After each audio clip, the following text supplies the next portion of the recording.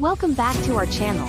Today, we're exploring the best essential oils for natural skincare and how you can use them to achieve radiant, healthy skin. Let's get started. First up, tea tree essential oil. Known for its antibacterial properties, it's perfect for treating acne. Use it as a spot treatment by diluting with a carrier oil. Next is lavender essential oil. It's soothing and helps reduce redness and acne scarring. Add a few drops to your moisturizer for added benefits. Frankincense essential oil is great for anti-aging. It reduces wrinkles and age spots. Create a face serum by mixing it with a carrier oil.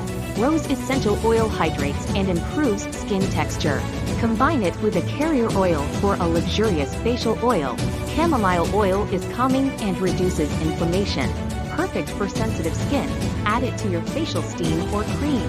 These essential oils are natural remedies to enhance your skincare routine. Remember to use high-quality oils and consult with a healthcare professional if needed. Don't forget to like, subscribe, and hit the bell icon for more skincare tips.